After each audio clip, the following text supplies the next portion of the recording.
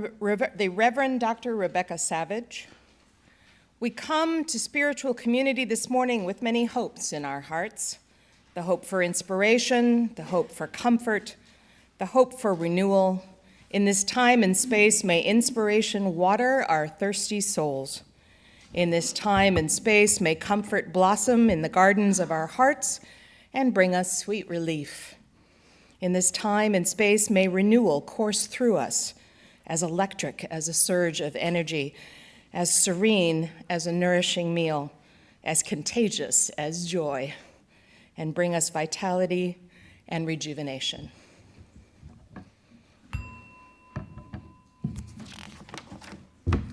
May our time together honor all the hopes we hold within. May our time together bless us with the gifts of inspiration, comfort, and renewal.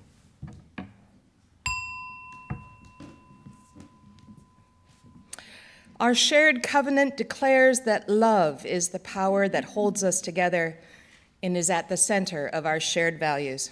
We are accountable to one another for doing the work of living our shared values through the spiritual discipline of love. Please join with me in the chalice lighting words from the Reverend Michelle Collins. First, I completely forgot. For those of you who've been here a while, you know that I have issues with fire. It's all good. Join with the chalice lighting words from the Reverend Michelle Collins in your order of service. We light this chalice in honor of the families we build, the circles we choose, the bonds shaped by care. May this flame remind us that love is the tie that makes us kin. And so now let us pass the peace. If you would prefer, by the way, some personal space, simply remain seated and your neighbors will take the cue. Please rise and pass the peace.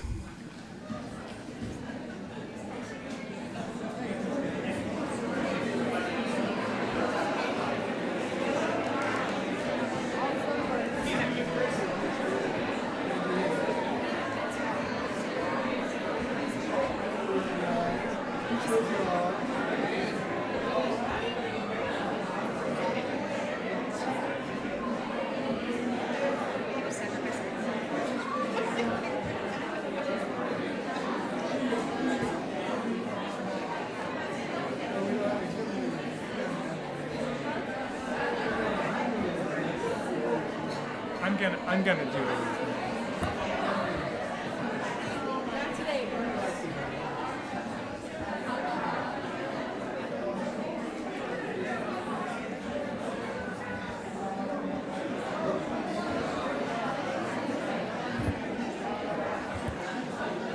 Okay, you take your piece seriously here. All right. You can have a seat for a moment. Yeah, thank you. I see where you're going. Yeah, have a seat for a moment. I just want to say good morning. I am the Reverend Steve Sieck, and I am honored to serve as your settled minister. Good morning.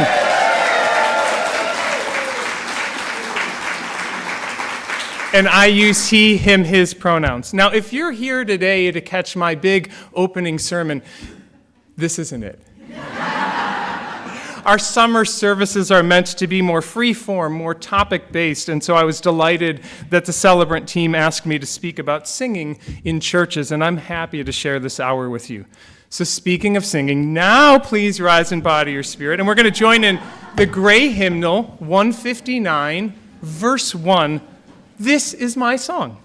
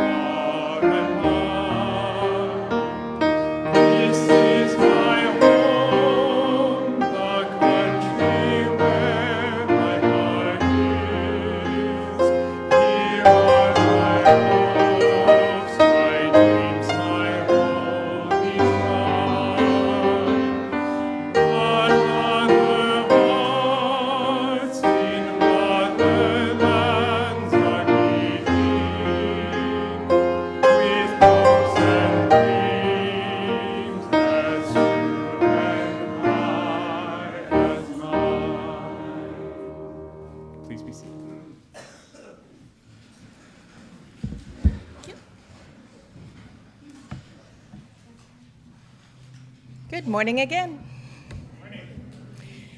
So, unwittingly, Steve has chose my very favorite hymn in the entire hymnal to start out with, so that's just perfect. Right. I'm Louise Alcorn, she, her, your celebrant this morning. We welcome all people who welcome all people. We welcome all genders, ethnicities, bodies, and stories. Whatever you are carrying with you, whatever you long to set down or pick up today, may you find here the love, support, and encouragement you seek. If this is your first time here, welcome. If you like, you can raise your hand so we can greet you. All old hands. Oh, hi. Good morning. And now, let us deepen our awareness of this place and this season. Our First Unitarian Church is located on land that has been home to humans for 12,000 years, starting with people of woodland culture and later the Iowa, Sauk, and Meskwaki. Centering ourselves in our place in the cosmos, the moon is waning gibbous and the fall equinox is in 50 days. Summer will eventually end.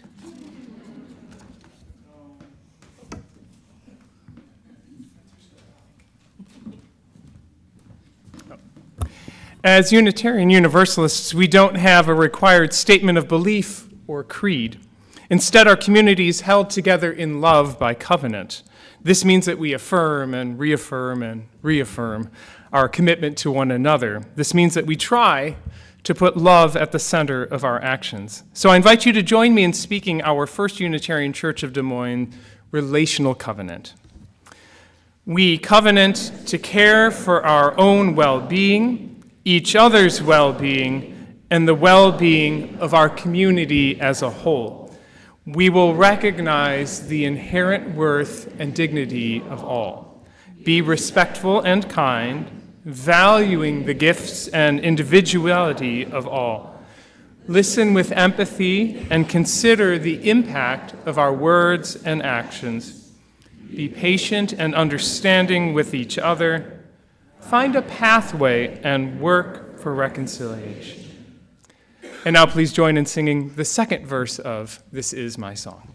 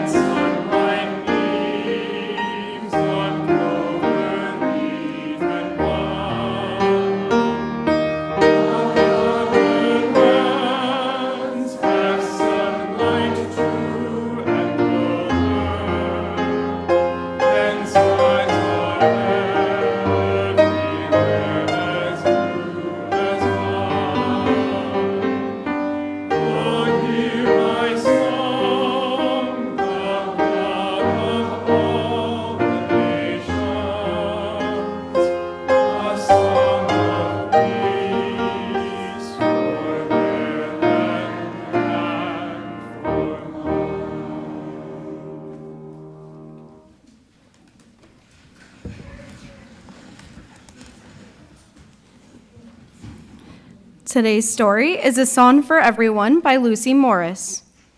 It was just a tiny window, too high in the eaves to be noticed from below, and too small to let in much daylight.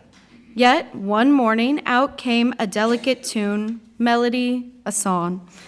A sound so sweet drifted out onto the breeze and down the lanes below. The schoolboy had a long and lonely walk each morning. As he passed beneath the small window, he stopped to listen to the music. His loneliness instantly forgotten, he felt as light as a feather. The music and the delighted boy bounced away together. Nearby, the old lady hobbled slowly to town for bread and milk. She felt the chill of the breeze in her aching bones as she walked. A trickle of notes tickled in her ears. She rested for a moment beneath this little window and listened. The sound flowed down and wrapped itself around her weary body. At that moment, she felt so lively and full of joy. Tired and hungry, the cat, from nowhere in particular, took a nap in the afternoon sun. But her ears pricked up at that delicate sound. The music seemed to be whispering, little cat, follow me." Notes dangled just out of reach and led her to the children from Rose Lane, who, as it happened, longed for a cat of their very own. Over time, it seemed that the music gave the townspeople something they had been missing. It searched out the lonely and lost, the needy and sad, and above all, it made the people of the town care for one another. They shared food and stories and kindnesses.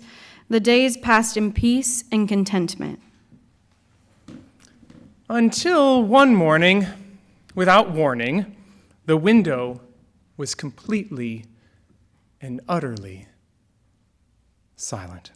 All the townspeople woke up feeling exhausted and grumpy. The bread wouldn't rise, the milkman was late, and the cafe owner simply stayed in bed. Even the flowers drooped in their window boxes. Why had the magical music stopped? And what was to be done? A meeting was called, and the matter discussed. The lonely schoolboy felt brave enough to climb up to the little window. Eventually, he reached the wonky ledge and hopped inside, and there in the dusty corner laid a tiny wren. She opened her beak, but no sound escaped. It was just you singing for us? You must be so tired. I will help you. And the little bird blinked back as though she understood every word.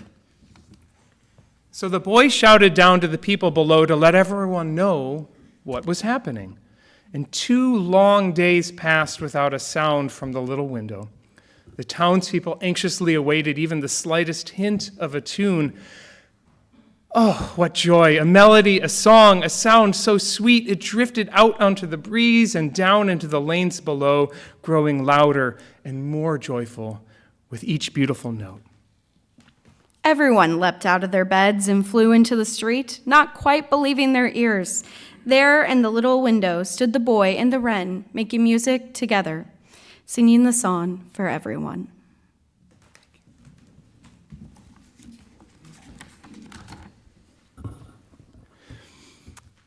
Many songs touch our hearts, like the wren's song, because they dance between the space of comfort and the space of tension.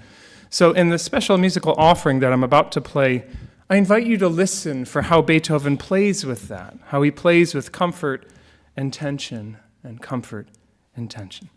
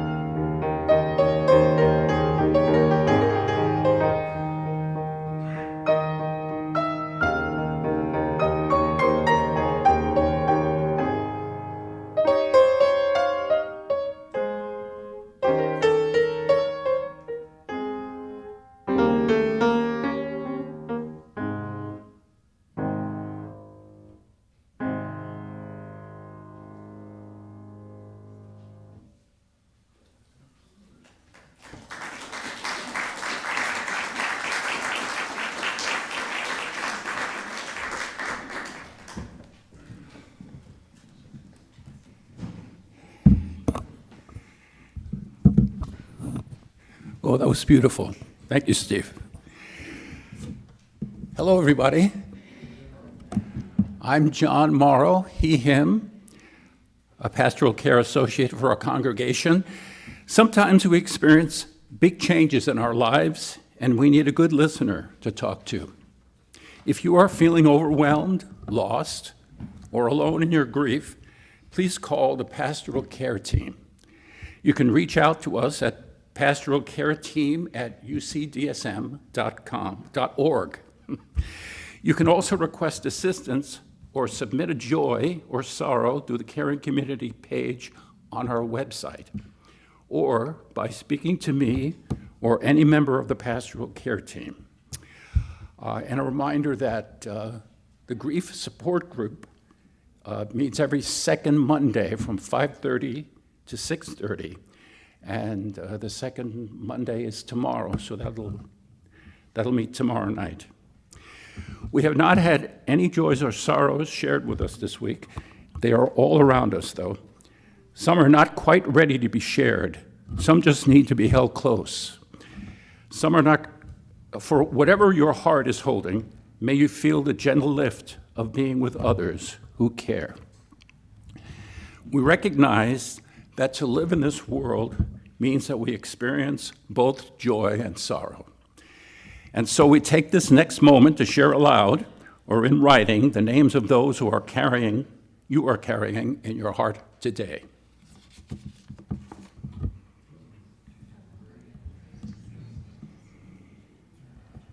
Neil.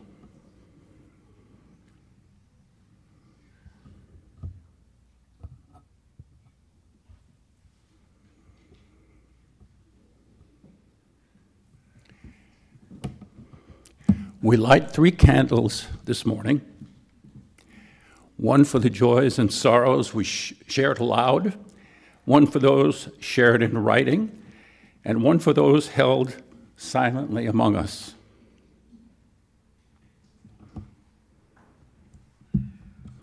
And now we'll take a minute for reflection.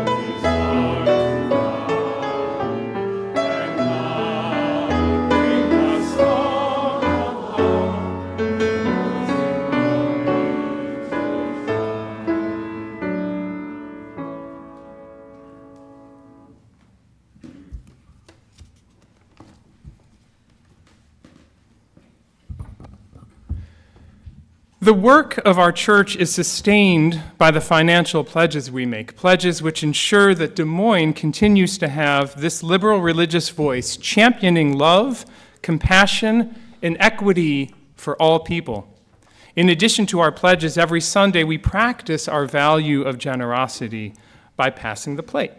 And in the spirit of gratitude, it's my favorite part of the hour, we're going to share a few of the cards on our Singing Gratitude bulletin board. This person writes, many thanks to Elizabeth Williams for putting together a lovely service and, with faith, for diving deep, deep into the celebrant cabinet to find the replacement wicks for the chalice. I feel like there's a tale to be told there. This one says, thanks to the food crews for providing fruits, nuts, and veggies every Sunday. It helps when I'm counting calories. It is noted. All right. So in gratitude, then, we give, for in gratitude, we receive.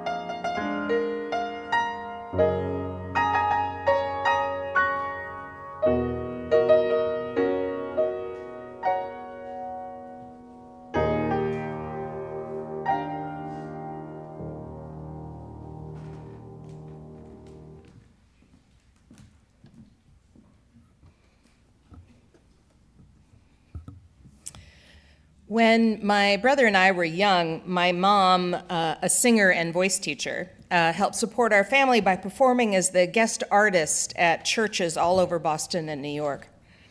Lots of churches, lots of denominations, and even a few temples during high holy days. She loved the liturgical music, but wasn't always that thrilled with the sermons. She says that the Congregationalists at Old South Church and the Unitarians at First Church of Boston were the least likely to make her cringe during the sermon. So when we moved to Cleveland, we headed to the West Shore Unitarian Church and found a home. Mom was a regular soloist along with a world-ranked tenor named Jan Berlin and several members of the Cleveland Orchestra who happened to attend West Shore. It never occurred to me that a church wouldn't have a host of professional and talented amateur musicians to call upon for hymns, classical or jazz, to liven a service. Church had music, and it was good. I learned to read and to read music by following along in the hymnal with my dad on Sunday, while Mom sang from the choir loft or center stage. Inevitably, I sang in the children's choir, songs for flower and water communion, which I hardly remember now. Since it was the 70s, at some point the grown-ups discovered sacred drumming. And while even at the age of 8 I cringed at the cultural appropriation going on, I did love a good thump on a djembe, feeling the music literally move through me. Music fed my soul far more than the Sunday school services. However, when I was 9, in the early days of the Church Around the Corner RE curriculum, which came up around then, they were trying it out on us. It was basically an RE curriculum on comparative religion. So we got to go to a Jewish temple on Friday night and hear a cantor sing scripture. It was really cool. And then we went to a black church in Cleveland in the 70s. This was huge. And I heard gospel music live. It was uncomfortable and noisy and perfect all at once. I've never felt more white in my life, nor more unchristian. I knew the words didn't reflect my beliefs per se, but the music and the spirit had me vibrating for hours. I was 9. For a while, I felt bad that Unitarians didn't have gospel music. That communal performance of faith and voice and body and rhythm. But then I remembered my mother singing the Mozart Requiem at West Shore, moving congregants to tears.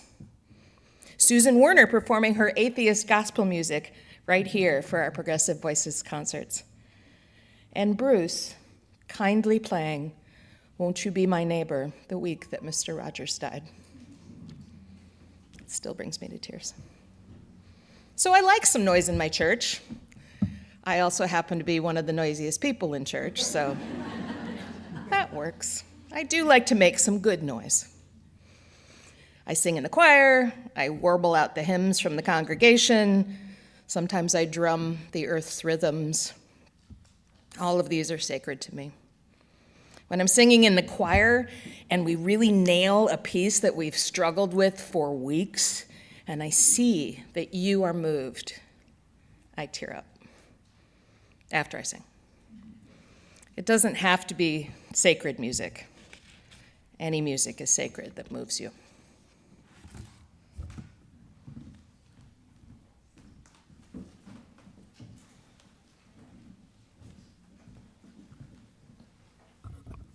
Thank you, Louise.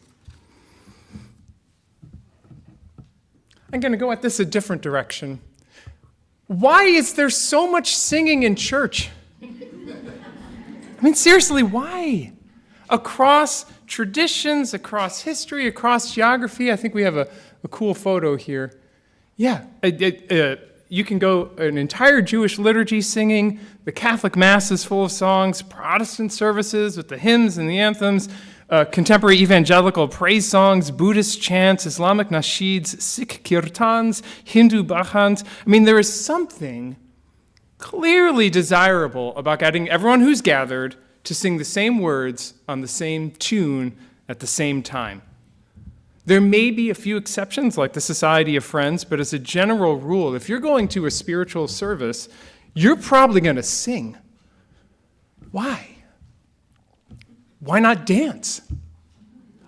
Why not journal? Why not pottery? Why not this? And now please join in taking out your canvases and paints which are under your seats, and we'll all paint pine trees for the next 5 minutes. That would be cool. We're going to do that. But I'm guessing, and here's the piece of it that I'm poking at. If you made a list of your personal favorite spiritual practices, the thing you do to fill your own cup when you're feeling just dry to the world, does singing with other people make the top 3? For some of us, maybe, but for many of us, no. And yet, in religious communities, we center singing. And so, I invite you into a conversation on this. If you feel comfortable talking with your neighbors, share with them. If you're online, put it into the chat. The question is this: why do people in spiritual communities sing together? I'll give you a moment. Go ahead.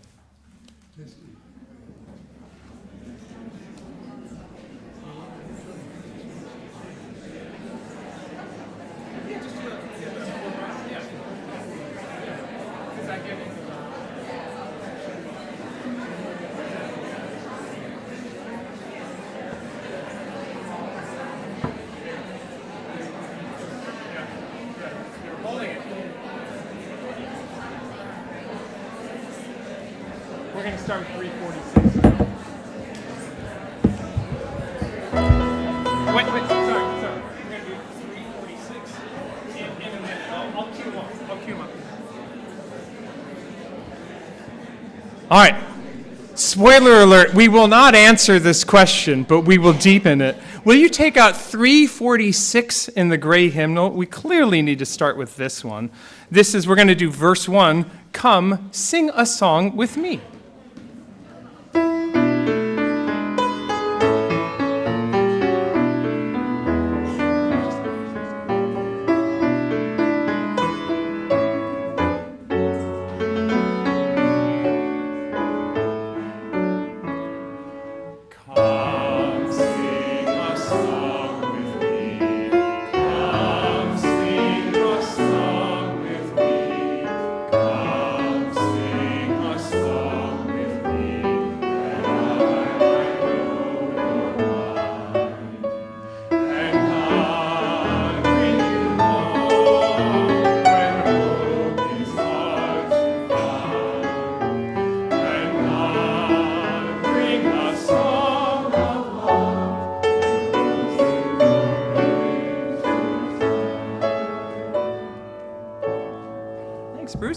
Bruce, it just occurred to me you're the wren in our city.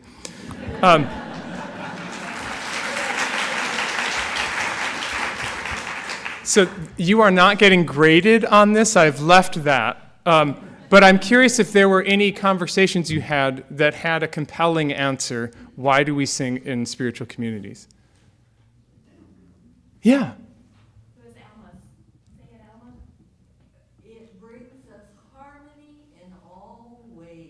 It brings us harmony in all ways. The service has ended. That's a good one. Yeah. Was there? Yes, I see you over there. Yeah. Most people wouldn't go to church if there weren't singing. It's indispensable. You wouldn't go to church if it wasn't. Those are good. I have a few thoughts here. I did write something. I don't think any one of them is the answer, but I suspect the intersection of the reasons named and those that have not yet been named is probably closer to why all of these different traditions center singing. So I think there's something to do with text and music. I think there's something to do with pluralism. I think there's something to do with your own physical experience when you sing. And I would argue that there's a theological reason. So let's explore those. Let's talk about text and music. Songs allow us to connect the beauty of words and the beauty of tunes, right? The intellectual and the emotional, the idea and the feeling. So I swear I came up with this before Dave did this last week, but it is brilliant, Dave. I see you. I want us to look at the text of Peter Mayer's hymn, Blue Boat Home, which is 1064 in your teal hymnal. Although I'm given to understand from Bruce that many of you know this very well. But if we look at it as a poem, though below me I feel no motion standing on these mountains and plains, far away from the rolling ocean, still my dry land heart can say, I've been sailing all my life now. Never a harbor or port have I known. The wide universe is the ocean I travel, and the earth is my blue boat home. What a poem. Peter Mayer, who wrote both the arrangement you know and the words, lives up in Stillwater, Minnesota, and he makes this metaphor. If you think of the vast universe as the ocean, then our planet is this little blue boat that sails in its orbit around our sun. And if that's the case, I guess I'm a sailor. It's a cosmic idea. It's very Carl Sagan, if you're familiar with his work.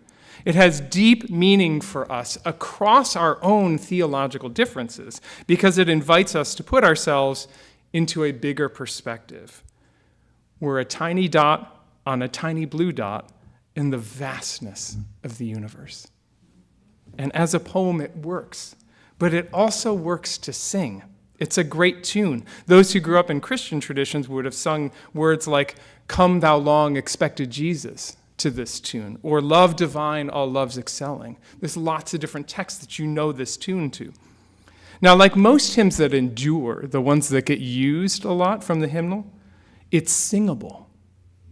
It moves in steps, and it covers only 6 notes. You can fact check me on this.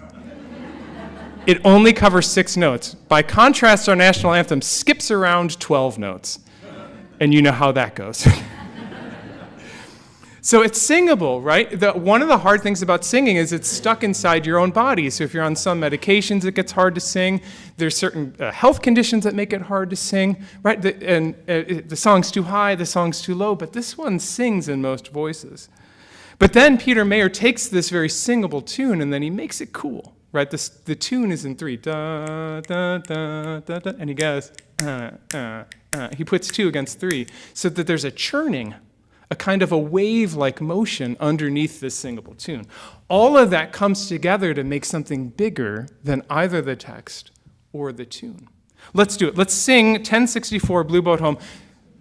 Stay seated, but standing in your heart. Here we go.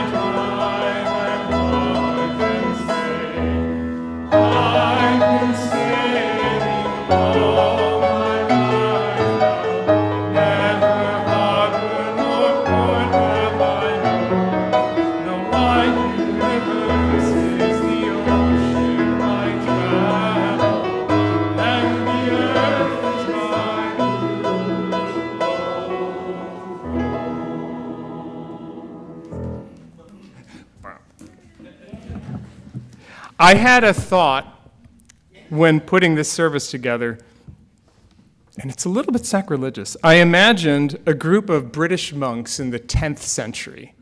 Okay, no hair here, robes. And I could very clearly see Brother Thomas complaining to Brother Gregory, you know, I really hate it when Prior James has us sing this new French psalm. It's weird, right? And it goes on forever. It just seems like something that has probably been going on for millions of years. Songs have a cultural significance. They come from a people in a place. They're sung in a kind of a language with a sort of style to them. So when we sing across culture, we're invited to learn more about where that song came from, what it meant for the people who sang it, and for those of us today in this space.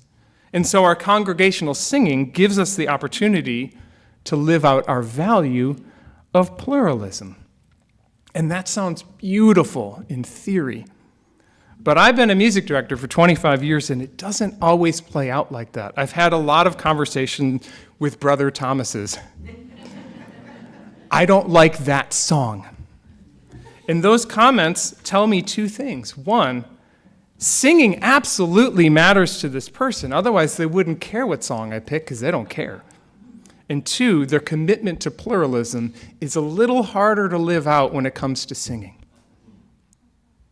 Which is to say that when we sing together, if you like, you can think of it as building your resilience to put up with things that are not your cup of tea.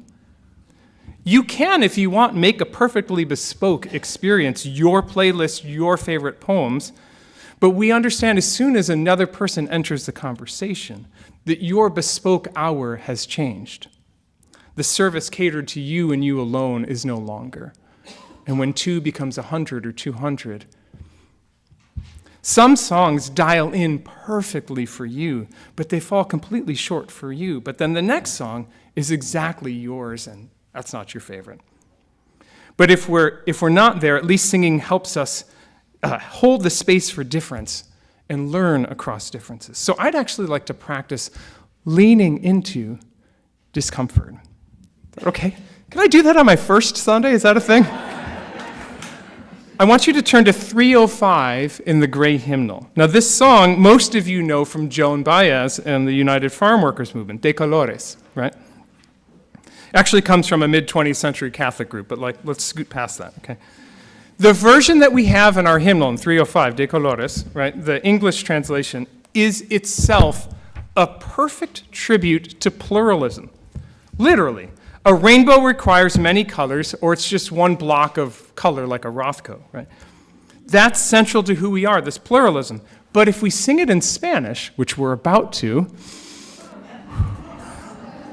Some of us will go, now wait a minute, I don't like this anymore. I feel left out.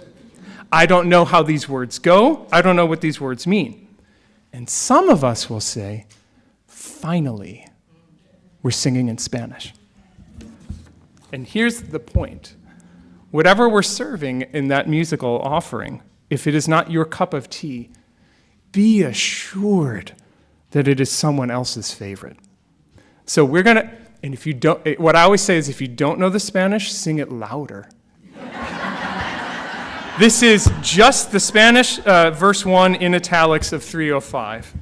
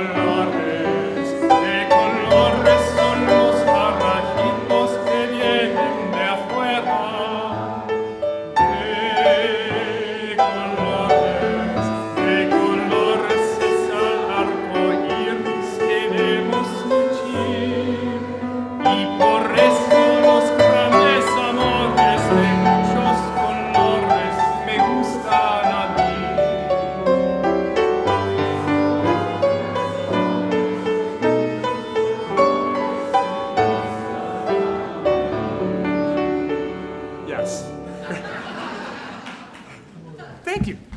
And you're still okay, right? Okay, good. Now, we've been talking about relatively theoretical reasons for singing, but I'd like to talk a little bit about how singing affects you as a physical being. It is well documented now that singing changes how you feel and think. Let's start with a quote from the Harvard Medical School magazine, as one does.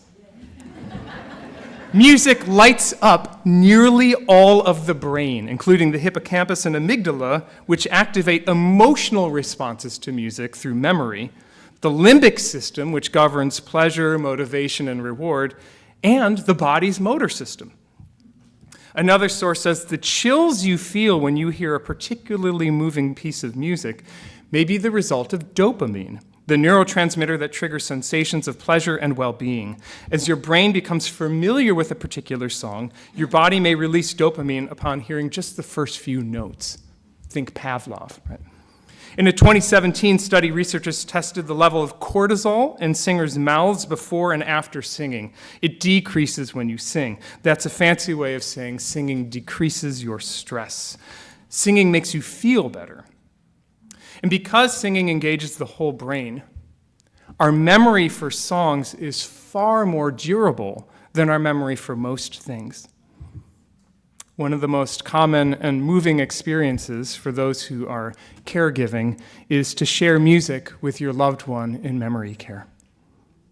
Your beloved may not remember what year it is, they may forget who you are, but they will still remember songs. When is the last time some of you thought about Burl Cream? I'll bet you know the jingle though, right? Burl Cream. Thank you, okay. I rest my case. It is funny how it stays there. It'll be the last neuron to go, okay? And so music is pleasurable and it's good for us and it stirs and clings to our memories, but what does that have to do with singing together in groups? Why are Buddhists and Jewish people and Catholic people, why are we all singing together like this? Singing synchronizes us. This has been proven in studies and it's very easy to understand. When you breathe out, your heart rate decreases, and when you breathe in, it elevates. When you're singing, that's fancy exhalation. When you're breathing, right, when you're singing, you're breathing out all at the same time, and then you're all catching your breath at the end of that phrase. And then you're all breathing out at the same time, and then you're all catching your breath. And so, study after study, your heart rates literally synchronize. It's beautiful, and it's very poetic, and that's a whole sermon right there. We are synchronizing our hearts when we sing. You come into the room as an individual, you have your own hopes and fears and to-do lists and ruminations, but in the moments that we sing together, you're part of something bigger. You become we. So let's take a moment to synchronize our hearts in many ways by singing together, How Could Anyone? It's 1053 in the Teal hymnal. Does anyone know this one already? Is this a new one? A couple of us. Okay. 1053. Please note there's a repeat sign, which is a fancy way of singing, sing it twice. So this is 1053.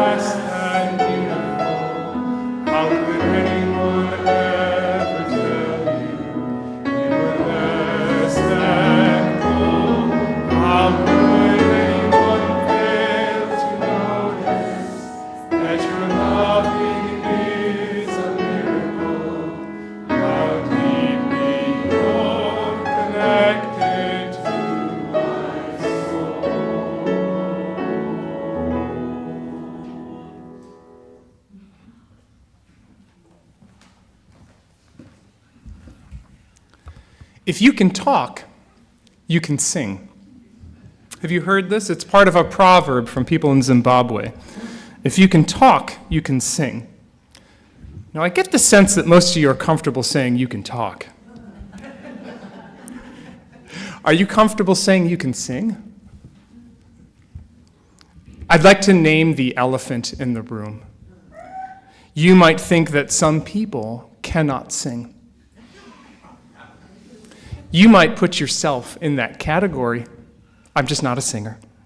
There are those that have the talent to sing, and there are those of us who can't carry a tune in a bucket, right?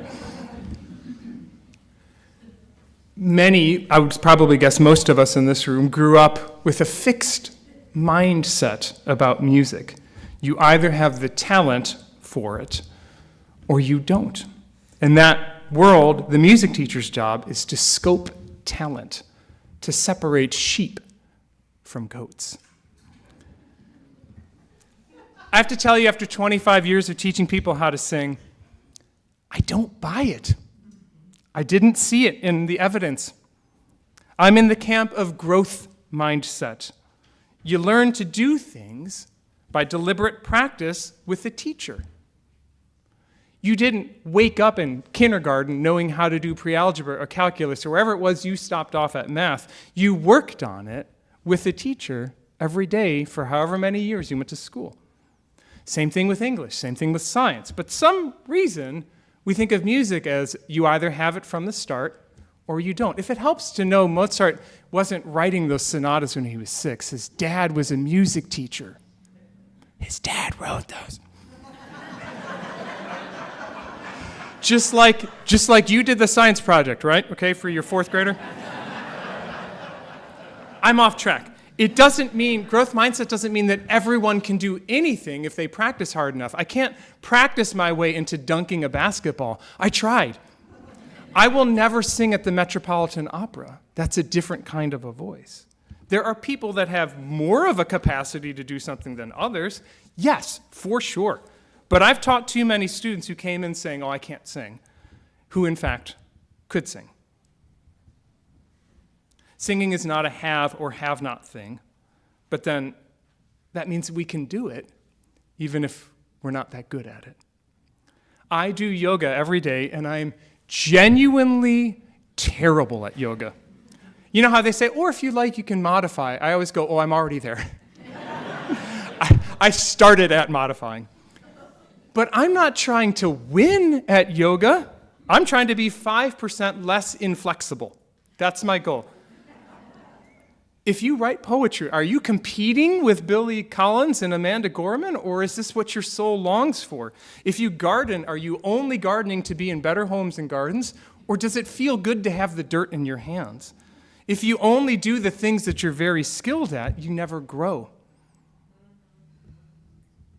And again, I want to say that voices are not all equally comfortable singing. I get that part of it.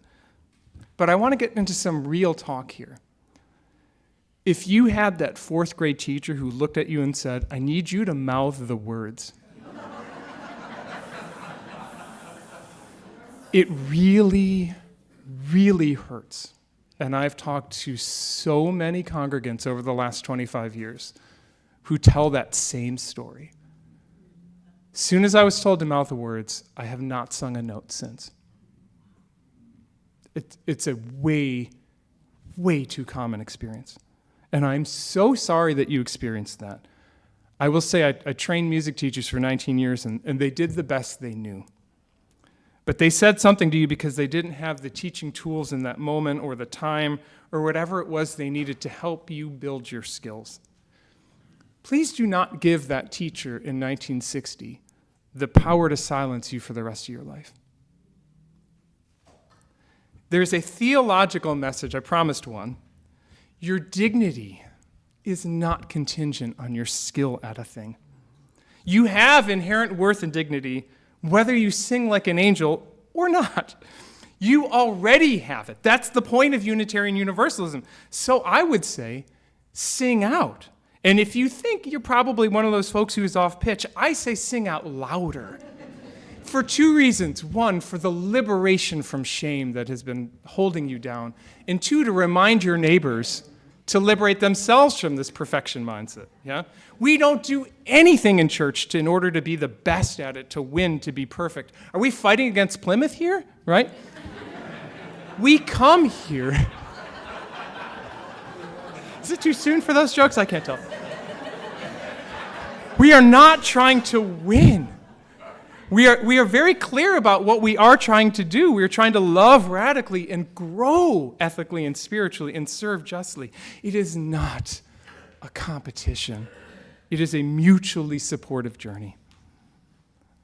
Which is to say, I think one of the main reasons that folks in spiritual communities sing is to free ourselves from the trap of me and the world. We get comfortable being human together, to do something together because doing something together lifts up our values, not because it shows off my skill in an extractive capitalist world. We are all held in a love that is so much better and so much bigger than your skill at singing. And so with that spirit in mind, I invite us to finish by singing a song that is not in either hymnal. It's a very short song. It's in your order of service. It's written by the Unitarian Universalist minister, Reverend Rebecca Parker and Elizabeth Norton, and it's called There Is a Love. And it goes like this. There is a love holding me.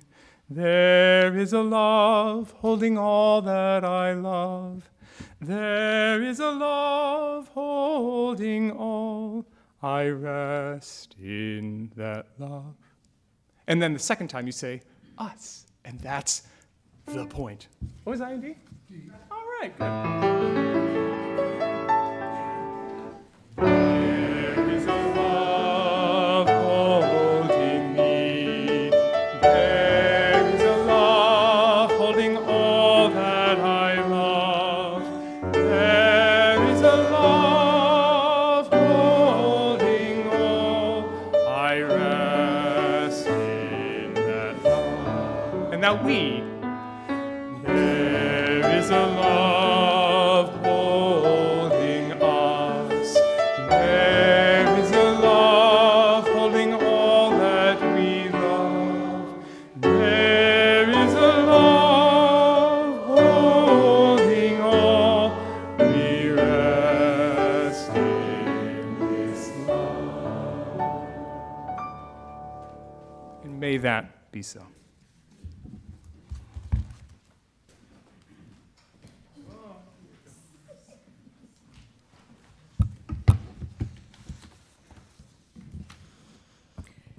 Please join me in saying the extinguishing chalice words in your order of service or on the screen. This is the welcome we extend by the Reverend Michelle Collins. As we leave this sacred hour, may the welcome we received become the welcome we extend. Let us meet the world with open hearts, open hands, and the audacity to build spaces where every soul feels at home.